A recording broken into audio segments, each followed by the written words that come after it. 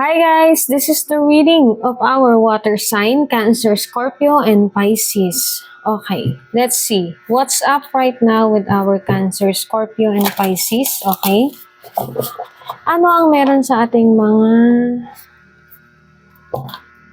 water sign, Cancer, Scorpio, and Pisces? And if you want a personal reading guys, okay, paalala ko lang sa inyo, you can just direct message me here in my Facebook account. And ask my admin team for the price of the personal reading, guys. Okay? And yes, may bayad po ang pagpapa-personal reading. Okay po? At yun lang po. Yan. Proceed na tayo sa ating personal reading for the general reading of our water sign, Cancer, Scorpio, and Pisces. Okay. Let's see. What's up right now with our Cancer, Scorpio, and Pisces? Wow, the Emperor, the Four of Pentacles, and the Knights of Cups. Oh, the manliligaw. Okay.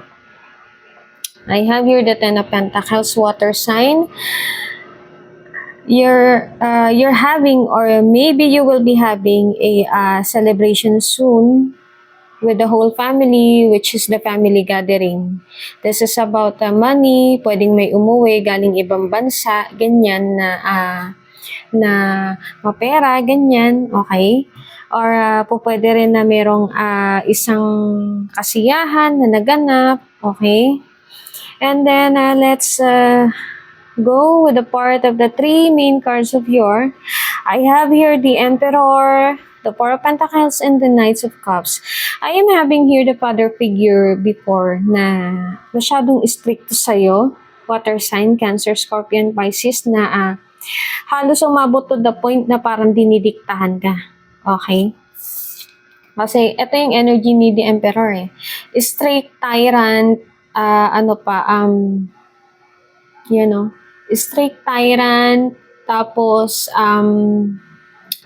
matapang yung energy niya, malakas to. Strong personality talaga, okay? Dominant yung napipil ko na energy, okay? And then I have here the Four of Pentacles. This is the pasa energy na kung saan parang may isang tao ka na kinatatakutan with the Emperor na kung saan sinusunod mo lahat nung sasabihin niya sa'yo. Okay, lahat nung ibato niya sa'yo na balita, na utos, sinusunod mo talaga. Kasi you're really admiring and idolizing your father. Okay, kung hindi man asawa mo to, kung hindi man kapatid mo na lalaki. Okay? And then I have here the Four of Pentacles. This is about matuto kang magpahalaga sa kung anong meron ka ngayon. Kasi nakikita ko, kahit na bari-bariya yan, matuto kang maging kontento. Kasi parang hindi ka kontento sa kung anong meron ka ngayon. Diba? You're having a money and then material things, pero nakapalumbaba ka pa rin. Parang may kulang pa rin. Okay? Matuto kang maging masaya, maliit man yan o malaki, water sign. Okay?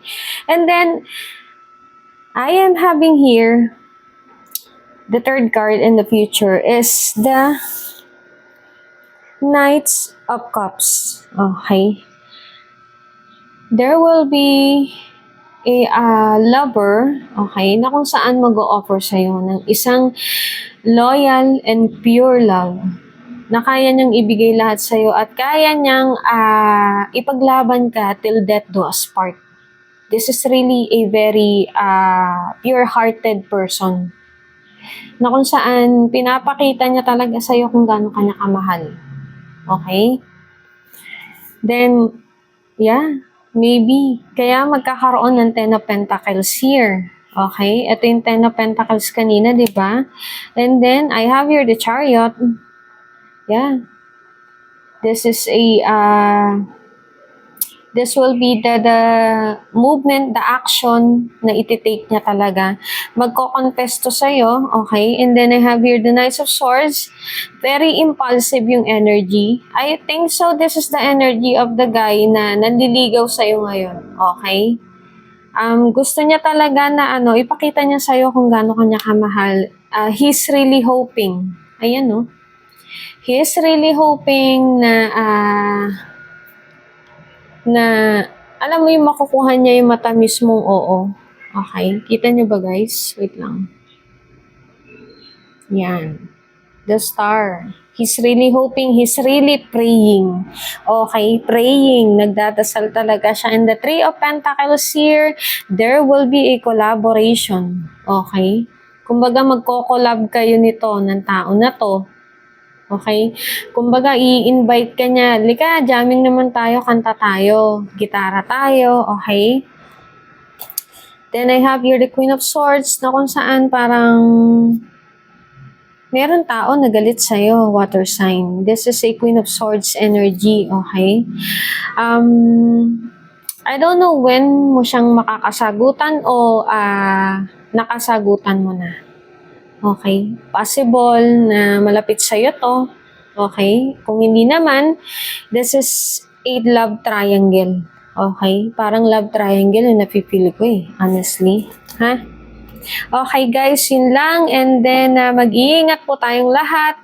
God bless po and good luck.